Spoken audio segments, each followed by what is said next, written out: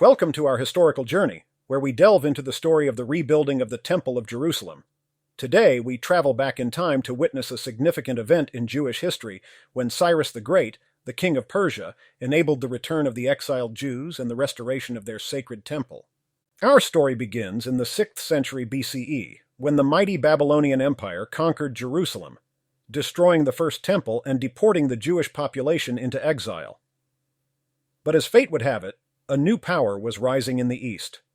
Cyrus the Great, the enlightened Persian king, had a vision of a diverse empire where different cultures and religions could coexist harmoniously.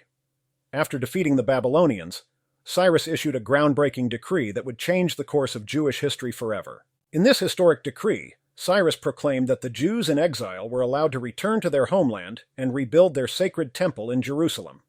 This remarkable gesture of religious tolerance laid the foundations for a new era for the Jewish people. Overwhelmed with joy and hope, the Jews began their journey back to the land of their ancestors. They fought against all odds, braving treacherous terrain and hostile forces to reclaim their homeland and re-establish their religious practices. Led by their esteemed leader, Zerubbabel, the Jewish community embarked on the mission of rebuilding their beloved temple. Their determination and resilience knew no bounds, as they transformed the ruins of the destroyed temple into a symbol of faith and revival. Finally, after years of hard work, sacrifices, and unwavering faith, the Second Temple rose from the ashes, standing tall as a testament to the Jewish people's indomitable spirit. It became a place of worship and a symbol of unity for the Jewish community. The return to Jerusalem and the rebuilding of the temple under Cyrus the Great were defining moments in Jewish history. It signaled the beginning of a new chapter, where the people regained their sense of identity, culture, and religion.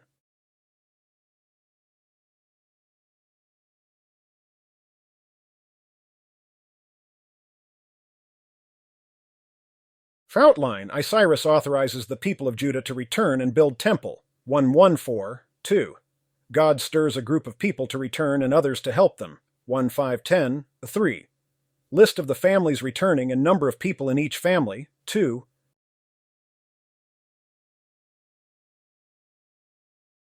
Jeremiah 2:14-25.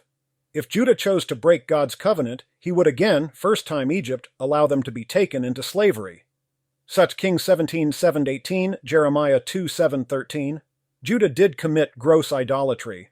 Jeremiah 25:11, 29:10-14. God promised 70 years of captivity.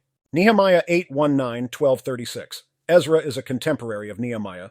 2 Chronicles 36. Judah is conquered and exiled to Babylon. Yin Chronicles 36:22-23. Almost the same wording as Ezra 1:1-3a. Was now in the first year of Cyrus king of Persia, that the word of the Lord by the mouth of Jeremiah might be fulfilled. The Lord stirred up the spirit of Cyrus king of Persia, that he made a proclamation throughout all his kingdom, and put it also in writing, saying, Thus saith Cyrus king of Persia, The Lord God of heaven hath given me all the kingdoms of the earth, and he hath charged me to build him an house at Jerusalem, which is in Judah. 3. Who is there among you of all his people? His God be with him, and let him go up to Jerusalem, which is in Judah, and build the house of the Lord God of Israel. He is the God, which is in Jerusalem. And whosoever remaineth in any place where he sojourneth, let the men of his place help him with silver, and with gold, and with goods, and with beasts, beside the freewill offering for the house of God that is in Jerusalem.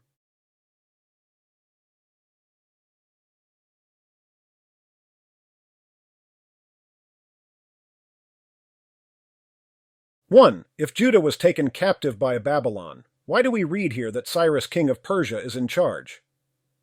Which book of the Bible writes about Persia's victory over Babylon? Daniel. 3. What did Cyrus order in verses 1-4? 4. Why did he treat the people of Judah so favorably? 5. What do we learn about Cyrus and his character from these verses? Why would Cyrus even know about YHWH, much credit his kingdom to YHWH? 6. Who really decided that the people of Judah go back to the land and rebuild the temple? 7. What can we learn about God's character from these verses? 8. Can you notice any similarities between this passage and the Exodus? 1. Here we see the prophecies of God made through the prophets about Judah's return to the promised land start to be fulfilled. Just like in Exodus and after the Roman destruction of Jerusalem, the people of Israel finally return. Amazingly, each time, although they are sojourners in a foreign land for 400 years, Exodus, 1900 years, Roman destruction of Jerusalem, and 70 years, exiles in Babylon, God divinely brings them home again. Each time he brings them home through some amazing historical events. Each time it was also predicted ahead of time. God's powerful and sovereign hand to bring about his plan for the nation of Israel is a clear underlying message throughout the books of Ezra and Nehemiah. 2. God's chosen instrument was Cyrus.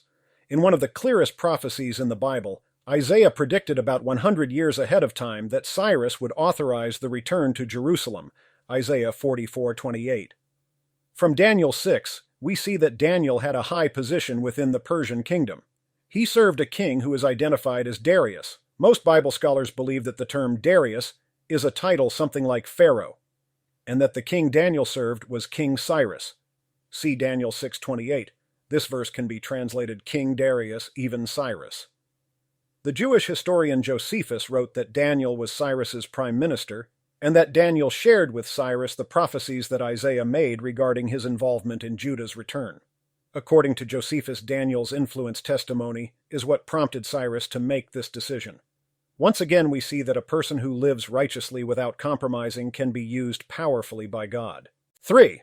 From these verses we can learn a lot about Cyrus. His attitude contrasts sharply with most powerful kings, Daniel 4:28-30. Most powerful kings of that day exalted themselves. They were egotistical and prideful, and many claimed to be divine. Cyrus in verse 2 gives all the credit for his kingdom to God. Notice the use of Lord in all caps. That means that he is giving the credit not just to a god or the Persian god, but to YHWH. This is an amazing confession.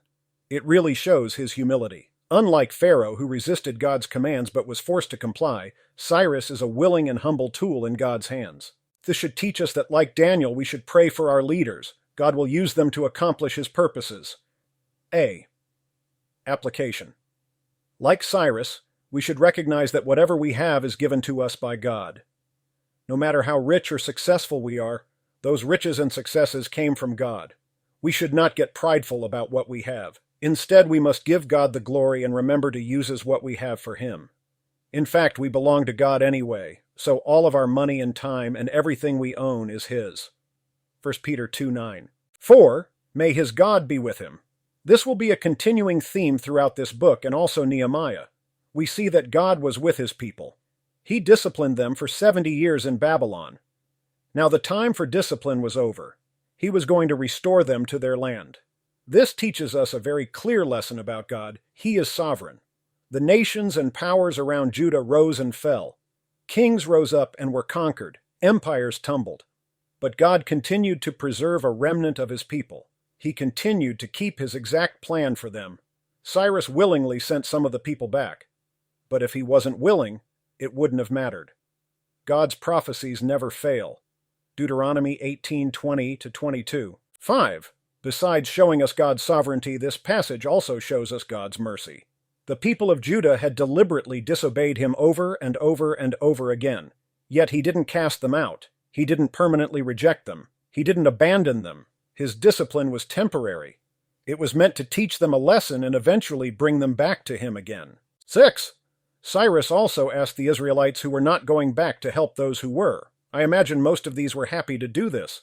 They wanted to see the land populated again. For many reasons they couldn't or wouldn't go, but would like to help those who did go. This part is similar to the book of Exodus, where the Israelites' neighbors gave them gold and silver and other valuables before they left the land. Cross-references, Isaiah 44:28. Isaiah prophesies that Cyrus would make the proclamation for Jerusalem to be rebuilt. 5. Then rose up the chief of the fathers of Judah and Benjamin, and the priests and the Levites, with all them whose spirit God had raised, to go up to build the house of the Lord which is in Jerusalem. And all they that were about them strengthened their hands with vessels of silver, with gold, with goods, and with beasts, and with precious things beside all that was willingly offered. 7. Also Cyrus the king brought forth the vessels of the house of the Lord, which Nebuchadnezzar had brought forth out of Jerusalem, and had put them in the house of his gods. Even those did Cyrus king of Persia bring forth by the hand of Mithridath the treasurer, and numbered them unto Sheshbazzar the prince of Judah.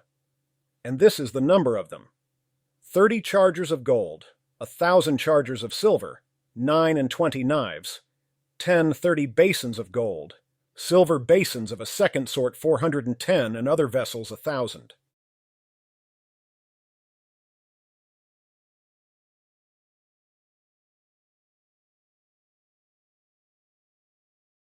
One, who went back to the land? 2, do you think this was an easy decision?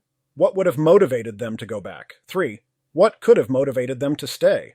Sart, what kind of life could they expect to have back in the land of Judah? 5, what were they going to do when they returned? 6, in what other ways did Cyrus show favor towards them? Why would he do this?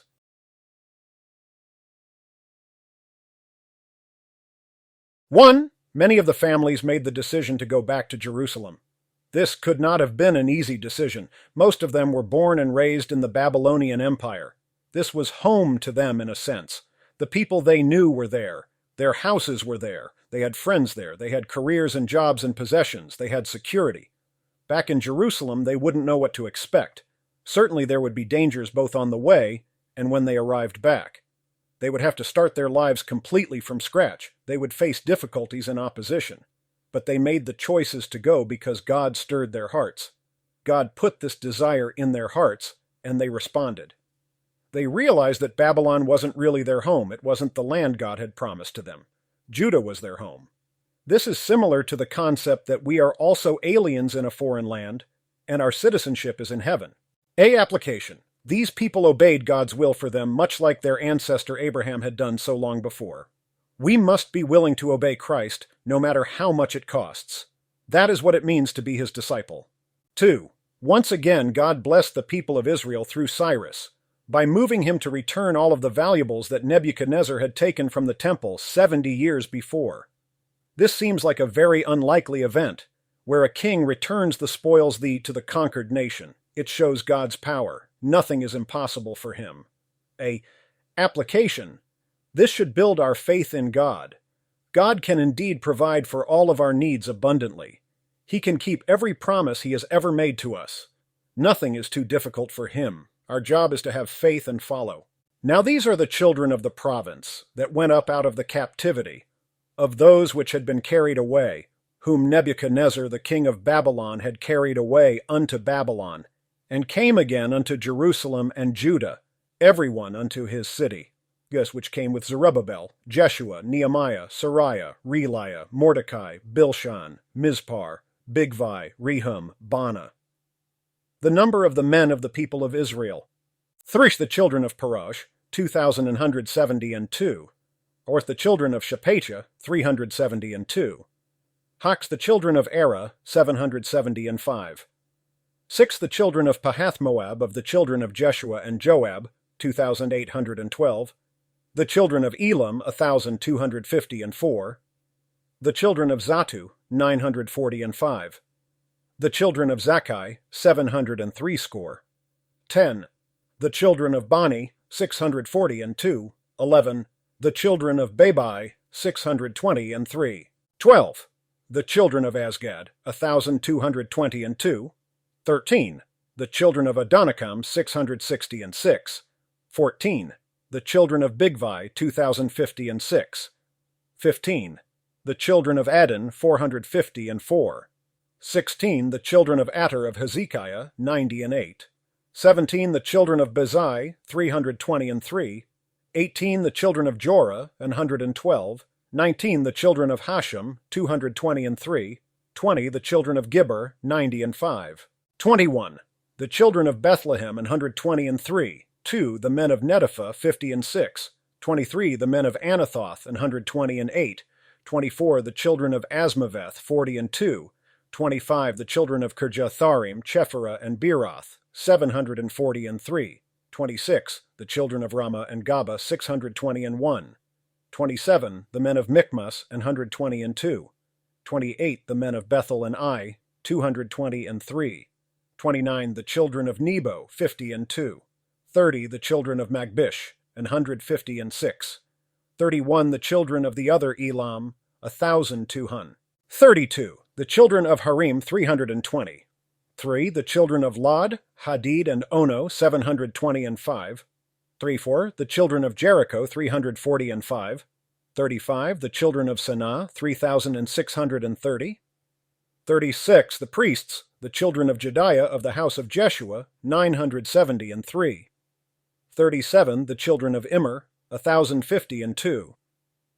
38. The children of Pashur, 1,240 and 7. 39. The children of Harim, 1,017. 42.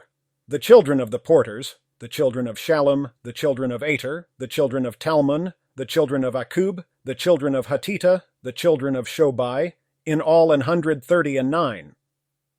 3. The Nethinims, the children of Ziha, the children of Hasufa, the children of Tabaoth. 44. The children of Keros, the children of Siaha, the children of Padon. 45. The children of Lebanah, the children of Hagabah, the children of Akub. 46. The children of Hagab, the children of Shalmai, the children of Hanan. 47. The children of Giddel, the children of Gahar, the children of Reiah. 48. The children of Rezin, the children of Nekoda, the children of Gazam. 49. The children of Uzzah, the children of Paseah, the children of Besai. 50. The children of Asnah, the children of Mehunim, the children of Nephisim. 51. The children of Bakbuk, the children of Hakupha, the children of Harhur.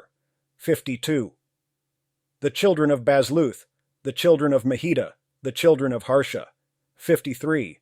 The children of Barkos, the children of Sisera, the children of Thama. 54. The children of Neziah, the children of Hatifa. 55. The children of Solomon's servants, the children of Sotai, the children of Sophereth, the children of Peruda. 56. The children of Jala, the children of Darkon, the children of Giddel. 57. The children of Shephatiah, the children of Hattil, the children of Pochereth of Zebaim, the children of Ami. 58. All the Nethinims, and the children of Solomon's servants were 390 and 2. And these were they which went up from Telmela, Telharsa, Cherub, Adon, and Immer. But they could not show their father's house and their seed, whether they were of Israel. 60. The children of Deliah, the children of Tobiah, the children of Nekoda, 650 and 2. 61. And of the children of the priests, the children of Habiah, the children of Kaz, the children of Barzillai, which took a wife of the daughters of Barzillai the Gileadite, and was called after their name, Sartur. These sought their register among those that were reckoned by genealogy, but they were not found. Therefore were they, as polluted, put from the priesthood. And the Tirshatha said unto them, that they should not eat of the most holy things, till there stood up a priest with Urim and with Thummim. Setir. The whole congregation together was 40 and 2,303 score. 65. Beside their servants and their maids, of whom there were 7,330 and 7, and there were among them 200 singing men and singing women. 66. Their horses were 730 and 6. Their mules 240 and 5. 67. Their camels 430 and 5. Their asses 6,720. 68. And some of the chief of the fathers, when they came to the house of the Lord which is at Jerusalem, offered freely for the house of God to set it up in his place. 69. They gave after their ability unto the treasure of the work 61,000 drams of gold, and 5,000 pound of silver, and 100 priests' garments. 70. So the priests and the Levites and some of the people and the singers and the porters and the Nethinims dwelt in their cities, and all Israel in their cities.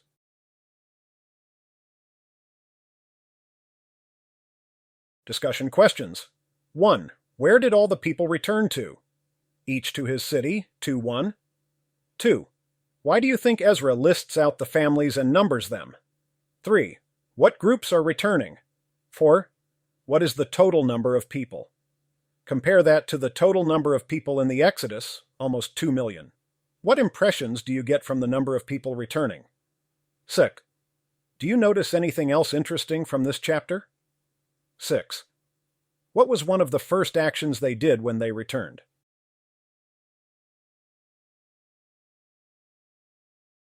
1. The people each returned to his own city. Although 70 years had passed, they continued keeping track of family lines and property ownership. 2. Ezra numbers all the people meticulously. I get the impression of a very organized return. It is not chaos. Everything is done in order. The leaders taking them back know exactly who is going back and where they will go and who they are with. This gives a certain amount of safety and accountability. You can imagine they also likely did some periodic counts to make sure that everyone who left Babylon was still safe and in the caravan. 3. We see some people from all of the key groups returning, including Benjamin, Judah, Levites, priests, and temple servants. 4. If you add up all the numbers given in the first part of the chapter, it is actually around 10,000 short of the number given in verse 64. This is explained by the fact that Ezra doesn't list out everyone by family, probably not including the numbers for non-Judah and Benjamin tribes. We also see that there are a couple of groups who could not find records of their ancestry. They were therefore excluded from serving as a priest until a priest could ascertain God's will for them from the Urim and Thummim. What is that? 6. Upon returning to the land, one of the first things they did was give a contribution to the temple to build the foundation. This appears to be by a volunteer basis. The people freely give of what they received when they left Babylon. This gets the temple construction project off to a good start. 7. I notice that the number of people returning seems very few. There are only 42,360. Contrast that with the likely 2 million people leaving Egypt at the Exodus. We can see Israel has been humbled. Its position is very low. They have no standing, status, or power in world affairs. Later we will see that Jerusalem is a pitiful sight with no walls. The few things they have were mostly given to them by charity. They only have the right to be there because the leader of the empire they now serve gave them permission. No more are they a strong, proud, independent nation. They are lowly servants dependent on the crumbs falling from their master's table. What can we learn from this? God certainly blessed them and showed them his grace to allow them to return. But sin doesn't come without consequences. God eventually forgave them and restored them. But what they were restored to was much less than what they lost before. In our own lives, God will always be willing to forgive us and accept us back again, but it doesn't mean that we can get everything we had before we sinned. Therefore, by far the best choice is to never stray from or disobey God. We want to help you study the Bible, obey the Bible, and teach the Bible to others. As we conclude our journey through time, let us remember the perseverance and resilience of the Jewish people, which allowed them to overcome immense challenges and reclaim their place in history. Before we close this lesson, let's give out some special thanks. Shout out. Don't ban me 32, Uprise Team 3, Prodigal Son, Atuhlaya Poika, Big Clip 7, Gross Big Clip 7, USA, Ethiopia 40H70, The Black and White Tiger, Alexander Foreman B1L, Nikki E. Nikki OQ, Eric Charles, Eric Carl 6809, Cushboy 420, Cushboy 4204, Matt, Why Matt's Wet 2941, Lorem Ipsum,